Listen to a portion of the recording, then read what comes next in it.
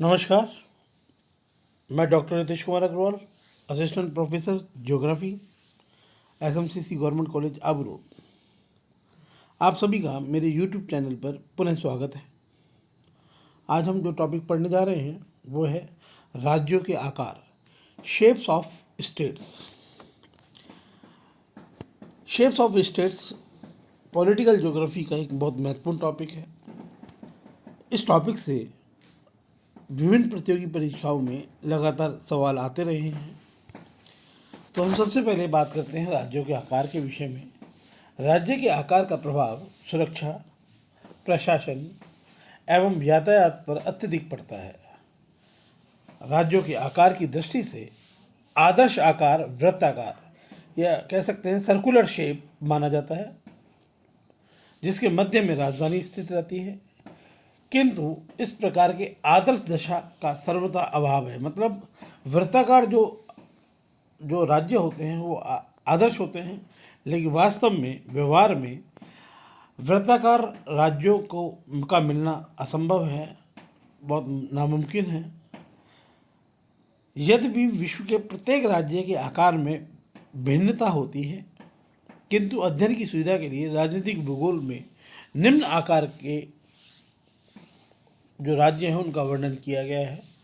उसमें हम बात करें तो कुछ राज्यों को जो शेप है जनरल शेप में उनको डिवाइड किया गया है। सबसे पहले हम बात करते हैं लंबाकार राज्य, एलोंगेटेड शेप या एलोंगेटेड स्टेट्स। जो लंबाकार राज्य हैं उनकी लंबाई चौड़ाई की अपेक्षा बहुत अधिक होती है। मतलब लंबी अधिक होती है, चौड़ाई कम होती है। सामान्यतः लंबाकार आकृति में लंबाई औसत चौड़ाई से 6 गुना अधिक होती है। तो लंबाई औसत जो चौड़ाई है उससे 6 गुना अधिक होगी, वो लंबाकार राज्य कहलाएगा। इस दृष्टि से Chile, Norway, Sweden, Italy, Panama, Gambia, Togo, Malawi लंबाकार आकृति के राज्य हैं। इस प्रकार के राज्य में सबसे अधिक कठिनाई सीमा सुरक्षा की होती है, क्योंकि लंबाकार राज्य है तो वहाँ सीमा सुरक्षा की बहुत लंबी सीमा होती है, उस कारण से उसकी सुरक्षा एक महत्वपूर्ण विषय है। इसके अतिरिक्त परिवहन के साधनों की अधिक आवश्यकता होती है। तो लंबाकार राज्य है तो परिवहन के साधन अधिक चाहिए, तथा आंतरिक प्रशासन में भी कठिनाई आती है। इस प्रकार के आकार का केवल एक ही लाभ यह होता है कि राज्य में अनेक जलवायु विभाग मिलते हैं। मतलब क्योंकि अब कई देशांतर उस राज्य से गुजरते हैं। कोई लंबाकार है, देशांतरीय विस्तार उनका जो है वो कम होकर अक्षांशीय विस्तार ज़्यादा होता है। और जब किसी राज्य में अक्षांश ज़्यादा गुजरते हैं, अक्षांश जलवायु को प्रभावित करते हैं, तो अक्षांश के कारण से वहाँ जलवायु में विभिन्नता पाई जाती है, जिससे विविध कृषि उपजों का उत्पादन संभव होता है। क्योंकि जहाँ लंबाकार राज्य होता है वहाँ जलवायु अलग होने से अलग अलग जलवायु में होने वाली कृषि या जो फसलें हैं वो उत्पादित हो सकती हैं। यह स्थिति भी यदि राज्य का विस्तार पूर्व पश्चिम होने पर नहीं होती। अगर पूर्व से पश्चिम होगा, देशांतरीय विस्तार ज़्यादा होगा, तो वहाँ जलवायु में विविधता नहीं पाई जाती। नंबर 2 हम बात करें आयताकार अथवा वृत्ताकार राज्यों के बारे में, रेक्टेंगुलर और सर्कुलर शेप। सैद्धांतिक दृष्टि से यदि एक राज्य की सीमा मध्य स्थल से समान दूरी पर हो, मतलब केंद्र से लगभग चारों तरफ समान दूरी हो स्थित होने पर सीमा सुरक्षा एवं प्रशासन की सुविधा होती है। यद्यपि पूर्णतः वृत्ताकार राज्य विश्व में दृष्टिगत नहीं होते, किंतु कुछ अंशों में आयताकार एवं वृत्ताकार स्वरूप दृष्टिगत हो जाते हैं।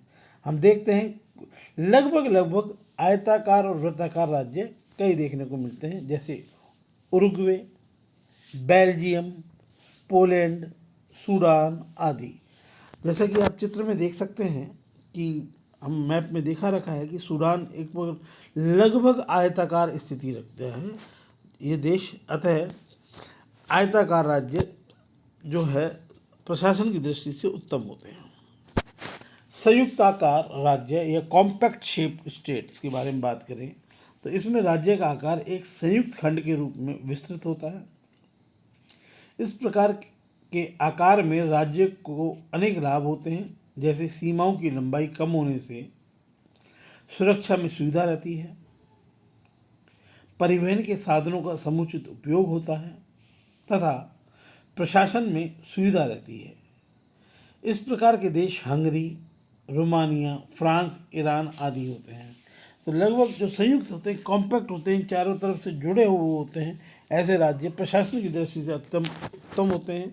जैसा कि मानचित्र में दिखाया कि फ्रांस जो राज्य है एक तरह से कॉम्पैक्ट शेप रखता है, संयुक्ताकार आकृति रखता है। नेक्स्ट हम बात करते हैं विस्फोटाकार राज्यों के बारे में, प्रोरप्ट शेप्स के बारे में। अनेक राज्यों का संयुक्ताकार होते हुए भी एक भाग लंबाकार रूप में निकला हुआ होता है। इस प्रकार के राज्य अनेक बार आंतरिक कठिनाइयों में फंस जाते हैं। एशिया में बर्मा तथा थाईलैंड इस प्रकार के उदाहरण हैं। अफ्रीका में कांगो का संयुक्ताकार होते हुए भी दो अग्रभाग क्रमशः पश्चिम और दक्षिण पूर्व में हैं। तो इस तरह से उनकी आकृति विस्फोटाकार हो जाती है। एक या दो गलियारे कहीं किधर निकल जाते हैं तो उसकी आकृति विस्फोटाकार हो जाती है। इस तरह के राज्य विस्फोटाकार कहलाते हैं। जैसा कि आप मानचित्र में देख सकते हैं, जो म्यांमार राज्य है, म्यांमार देश है, वो जो शेप रखता है वो विस्फोटाकार, ये प्रोरप्ट है। जैसे हम देखते हैं कि कहीं विस्फोट होता है तो एक दो चार जो हैं किनारे उसके बाहर निकल जाते हैं, आगे तक निकल जाते हैं। तो ऐसे राज्यों को प्रोरप्ट शेप या विस्फोटाकार राज्य कहते हैं। नेक्स्ट है विच्छिन्नाकार राज्य या फ्रेगमेंटेड शेप्स के बारे में बात करें। राज्य का आकार जब संयुक्त रूप न रहकर अनेक खंडों में विभक्त होता है, कई छोटे छोटे द्वीपों में होता है, तब उसको विच्छिन्नाकार की संज्ञा दी जाती है। इंडोनेशिया, जापान, फिलीपाइन आदि देश इसके उदाहरण हैं। बांग्लादेश बनने से पूर्व पाकिस्तान इस प्रकार के आकार का देश था, जिसके मध्य में विशाल भारतीय स्थल था। एक पश्चिमी पाकिस्तान, दूसरा पूर्वी पाकिस्तान कहलाता था, लेकिन बाद में वो जो पूर्वी पाकिस्तान था वो बांग्लादेश के रूप में कन्वर्ट हुआ। इस प्रकार राज्यों के में प्रशासनिक कठिनाइयाँ उत्पन्न होती हैं। इस प्रकार के राज्यों में अनेक बार राज्य की राजधानी एक क्षेत्र में स्थित होती है, दूसरा क्षेत्र उससे दूरी पर स्थित होने के कारण से गतिरोध उत्पन्न हो जाता है। तो इसमें प्रशासनिक असुविधाएं बहुत होती हैं। साथ ही राज्य में अनेक असंबद्ध इकाइयों में विभक्त होने के कारण राष्ट्रीय एकता में बाधा उपस्थित होती है। तो जो विच्छिन्नाकार होते हैं वहाँ राष्ट्रीयता की भावना में बाधा उत्पन्न होती है। हम देख सकते हैं जैसे कि मैप में दिखाया हुआ है, जापान है। जापान भी एक विच्छिन्नाकार राज्य का ही उदाहरण है, जिसमें हम देख सकते हैं कि जापान के उत्तर में जापान कई द्वीपों से मिलकर बना है। मुख्य रूप से इसे 4 द्वीपों में बांटा गया है। होकेडो जो उत्तर में है, मध्य में होन्शु, होन्शु के नीचे क्यूशु द्वीप और क्यूशु के पास में ही शिकोकू द्वीप। तो एक तरह से जापान विच्छिन्नाकार राज्य का ही श्रेष्ठ उदाहरण है।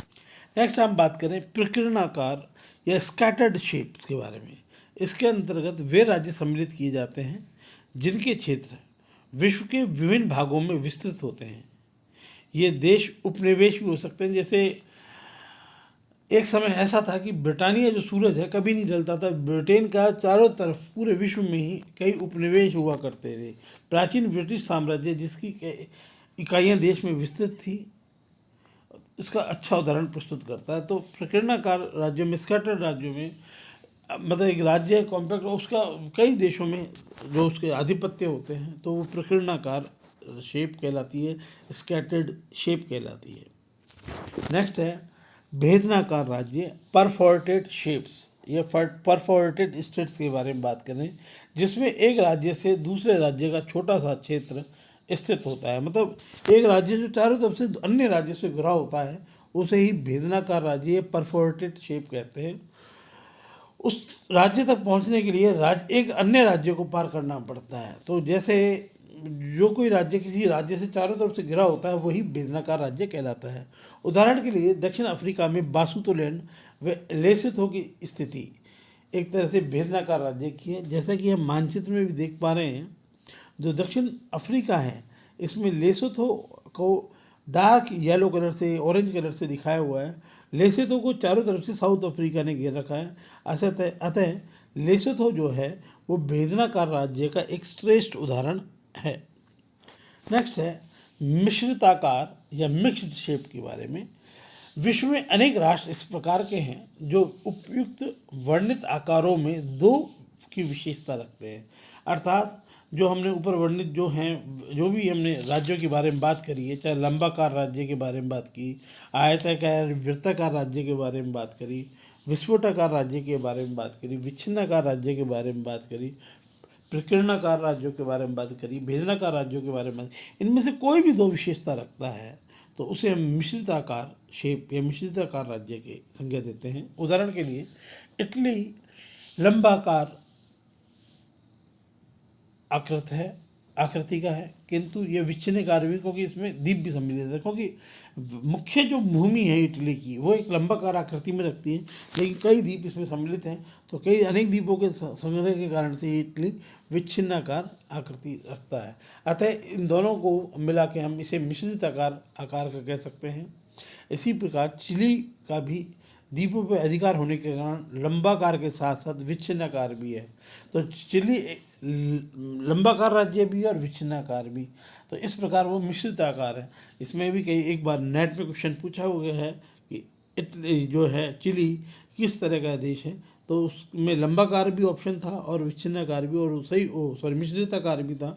उसका आंसर जो माना गया था मिश्रिताकार ही माना गया था, मिक्स शेप। तो इटली और जो चिली है ये मिश्रिताकार देश के उदाहरण हैं, श्रेष्ठ उदाहरण है इसके। हालांकि वो दोनों ही लंबाकार आकार भी रखते हैं। इसके अलावा अगर हम बात करें तो कुछ विशिष्ट आकार भी दृष्टिगत होते हैं, जैसे अंतः क्षेत्र, एनक्लेव, ग्लेसिस, बही क्षेत्र, पुल पदाधार आदि। अंतः क्षेत्र तथा बही क्षेत्र अनेक बार सामान्य अर्थ में प्रयुक्त होते हैं, और एक राज्य अंतः क्षेत्र दूसरे के लिए बही क्षेत्र हो जाता है। अंतः क्षेत्र वह क्षेत्र होता है जो चारों ओर से दूसरे राज्य से घिरा हो, जैसे वेटिकन सिटी, सान मेरिनो राज्य इटली में है, दक्षिण अफ्रीका में बोसुतुलैंड की स्थिति इसी प्रकार है, लेसोथो की स्थिति इसी प्रकार है।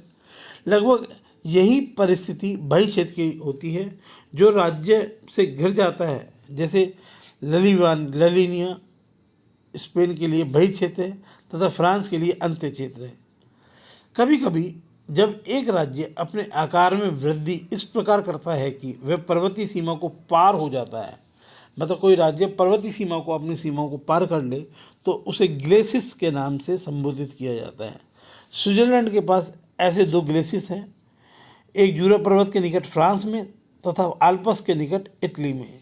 यदि राज्य नदी के पार क्षेत्रीय विस्तार कर लेता है तो उस आकार को पुल पदाधार, ब्रिज हेडेड, यानी यदि राज्य नदी को पार कर ले किसी क्षेत्रीय विस्तार तो उसे ब्रिज हेडेड स्टेट या पुल पदाधार राज्य भी कहते हैं। हॉलैंड एक पुल पदाधार या ब्रिज हेडेड स्टेट है जो क्यूज नदी के पार्मास्ट्रिस के निकट स्थित है।